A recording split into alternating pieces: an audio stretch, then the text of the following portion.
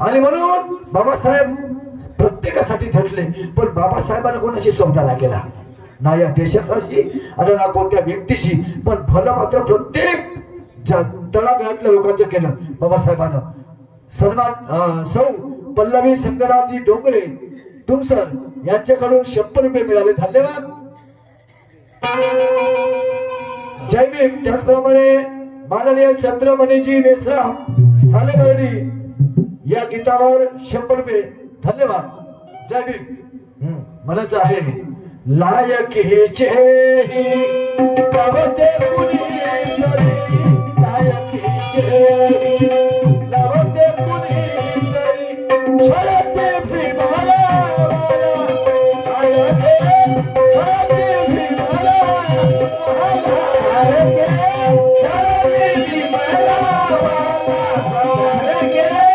छळते भीमाला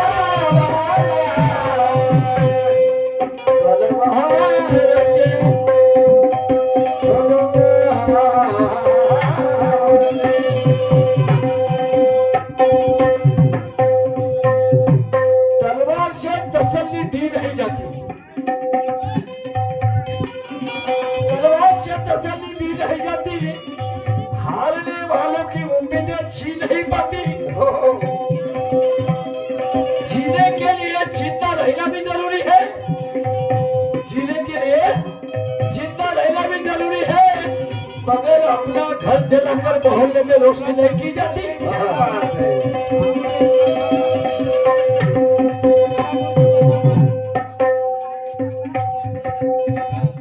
जालवी संगराज डोंगरे यांच्याकडून सुद्धा 50 रुपयाच्या पारितोषिक मंडळाला होत जावी.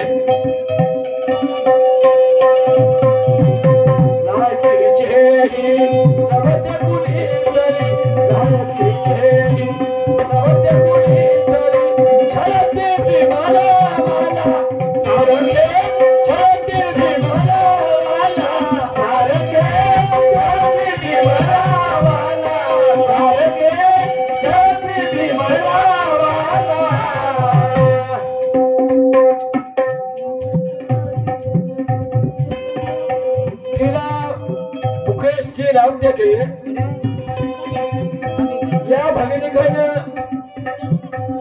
200 रुपयाचा पारितोषिक आहे माझ्या मंडळाकडून, त्यांना बाध्य करून द्यावी.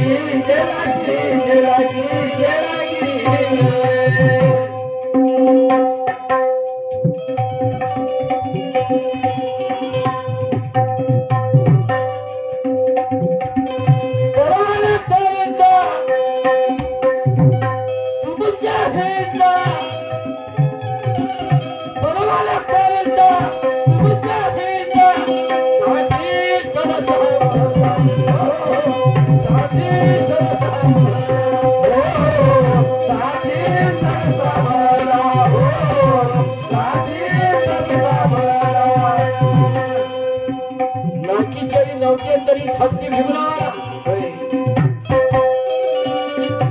वरवाला करता तुमच्या हितासाठी सरसावला, आपल्या जीवाची पर्वा नाही. बाबासाहेबांचे 4 पोरं म्हणजे अंतरी बांधल्या माझी, अंतरी बांधल्या देवरी दरी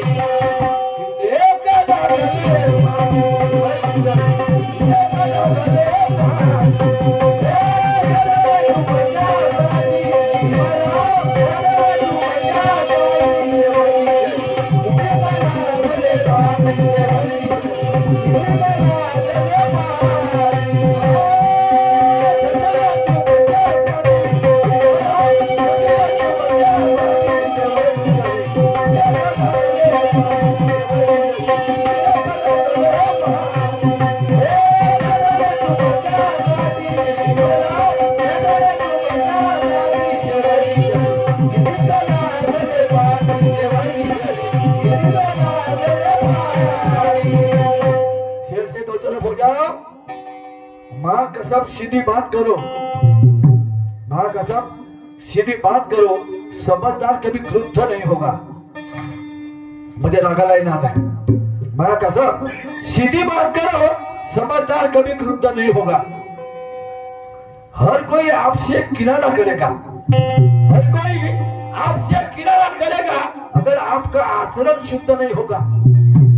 हर कोई आपसे किनारा करेगा अगर आपका आचरण शुद्ध नहीं होगा।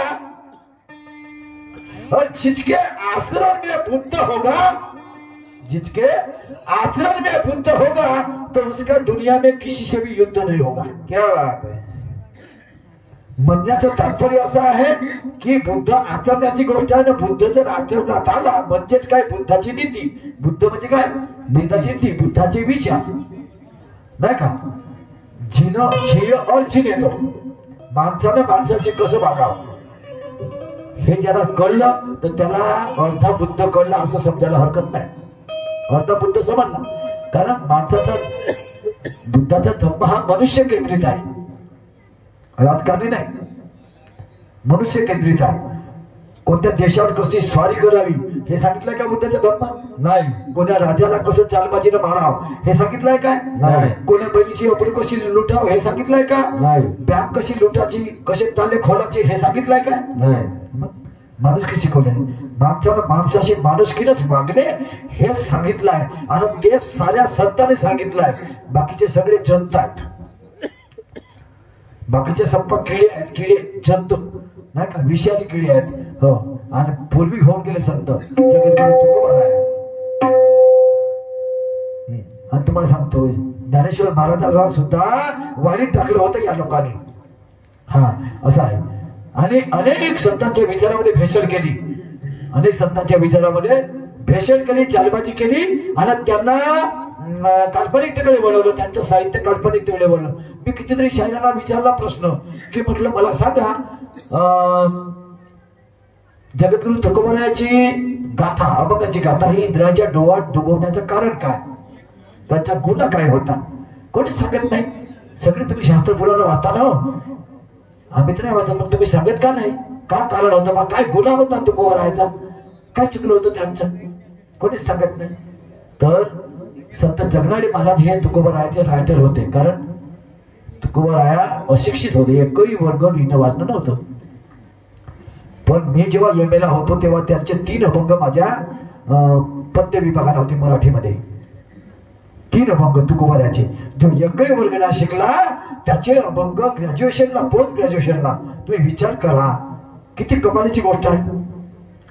आणि ओवीबद्ध, व्याकरणबद्ध, यमकबद्ध, उपनयनबद्ध, कुठल्याही प्रकारचा एवढा केसा एवढा सुद्धा फरक नाही त्याच्या शब्दात, कवित्व साधे शब्द तुम्हाला सांगतो, गहन शब्द काय म्हणावं त्या माणसाला। आणि ते लिहिणारे होते संत जगनाडे महाराज, तेली समाजाचे संत जगनाडे महाराज। आणि संत जगनाडे महाराजाचे वडील एका कुलकर्ण्याकडे दिवाण होते, दिवाण। आणि तो कुलकर्णी संत जगनाडे महाराजाच्या घरी आला त्याच्या बापाला बोलवण्यासाठी, आणि जगनाडे महाराजाचं लिखाण चालू होतं तुकोबारायाचे अभंग। हो, तर तो बसला थोडा वेळ। आता पहिल्याच गाडी असं होतं, पाटील जर घरी आला तर तो फक्त खाट्यावर बसत, दुसरं कोणी बसत नव्हतं। घरच्या लोकांनी सगळ्यांना असं उभं राहावं लागत होतं, असं ते बायकोराव पोरगीराव कोणीच राव असं। सांगा साहेब काय म्हणता, तो तिकडे चालला जातो, त्या पाठाकडे पहिलं बांधून देतो, टिंबीचे झाड उचलून टाकतो, मगाच्या झाडा लावून टाकतो, पराठी पेरून टाकतो, नाही का, हो जी मला, हो जी हो जी हो जी बाबा, जोहार माय बाबा, हो जी बाबा चला। हे बरोबर आहे, हे काय चालणार आहे तुझ्या? काय नाही महाराज तुकोबारायाचे अभंग लिहित आहे, हे असे अभंग लिहित आहे, हे काय आहे हे अभंग, हा फेकले, हे आजपासून काम नाही केलं त्याने वाचलं। हा, देव म्हणला दगड होणार पायापट्टी पुढे राहणार, म्हणजे आमच्या पोटावर लात मारून गेला का नाही तुम्ही? हा म्हणले हो, कोणी सांगितलं हे शांत बैताळ हो?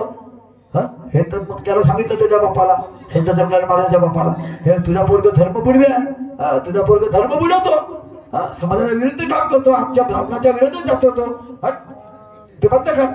आणि त्यानं मला ठाणलं रामेश्वर भट आणि मुंबईची भट, ह्या दोन लोकांनी तुकाराम महाराजांच्या गळ्याला गोटा बांधून इंद्राच्या डोहात डुबवून मारलं आणि त्याच्या गाथा इंद्राच्या डोहात डुबवल्या. दुसऱ्या दिवशी संत जगनाळे महाराज गेले, माझ्या तुकोबारायाच्या अभंगाचं काय झालं म्हणून पाण्यावर तरंगत असलेले एक एक पान त्याने वेचलं जगनाळे महाराजांनी आणि ते पुन्हा लिखित केलं. तुम्हाला सांगतो. आणि बाकीची भेसळ आता जेवढे काही 500,000 अभंग असतील, 4,000 5,000 त्याच्या अभंगाच्या पुस्तकामध्ये लिखाणामध्ये ते सगळे याची भेसळ आहे बाकीच्या लोकांची. ते भेसळ करण्यासाठी यायनं त्याचे अभंग डुबवले, हे त्याचं खरं कारण आहे. आणि त्याला ईश्वरवादाकडे वळवलं. तर तुकोबराया हे कोणताही विचारवंत दोन थडीवर उभं राहू शकत नाही. तो या थडीवर आहे ना तर त्याच थडीवर आहे. होय. हा, हे एवढं पक्क. विद्वान माणूस असं राहू शकत नाही. हा, तुकोबा सारखा संतोष नाही झाला, कबीर सारखा संतोष नाही झाला, आणि अण्णाभाऊ साठे सारखा शाहीर नाही झाला. जगाच्या पाठीवर, भारताच्या पाठीवर अण्णाभाऊ सारखा शाहीरच नाही झाला, कधी पाहिलाच नाही मी. एवढा विचारवंत माणूस, विज्ञानवादी विचारधारेचा माणूस तुम्हाला सांगतो. हे अशी याची कणपट्टी. आणि म्हणून प्रिशाताई पाटील नागपूर यांच्याकडून 100 रुपयाचे पारितोषिक आलं आहे. धन्यवाद. जय भीम, मैत्रीपूर्ण जय भीम. त्याचप्रमाणे वत्सलाबाई काय बाबा कान्होजी, बरोबर. हा, वत्सलाबाई कान्होजी रामटेके यांच्याकडे 100 रुपये मिळाले. धन्यवाद. त्याचप्रमाणे स्मृतिशेष मंसारामजी बागळे साहेब शहीद यांच्या जीवनावर आधारित गीत सादर करतच आहो. ते श्रद्धांजली म्हणूनच मी सादर करणार आहे. आता याच्यानंतर घेतो मी ते गीत, कारण तो शेवटच असते म्हणून मी मध्यंतरी घेत नाही. श्रद्धांजली घेतली की त्यानंतर काही कुठलंही गीत म्हणता येत नाही, म्हणून मी ते शेवटी ठेवलं. असं आहे आमचा नियम आहे.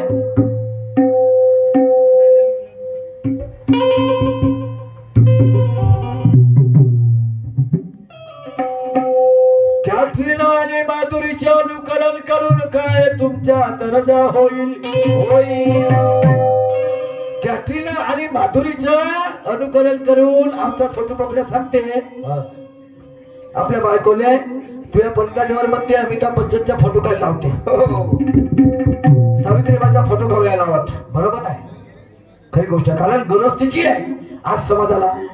अमिताभ बच्चन कोणाचं भलं केलं तुम्ही सांगा. नाही, काय भलं केलं असं ना हिरो तुम्हाला सांगतो. पण दादा कोंडके सारखा हिरो नाही झाला जगाच्या पाठीवर. नाही, त्याचा सारखा सुपरस्टार बी नाही झाला. हे सप्पा अलमान सलमान फलमान सब त्याच्या पायाची बरोबर नाही करू शकत, तळ पायाची. दादा कोंडकेचा एवढा सर्व गुण संपन्न दादा कोंडके, लेखक, साहित्यिक, हा गायक, विचारवंत, वक्तृत्व मध्ये एक नंबर.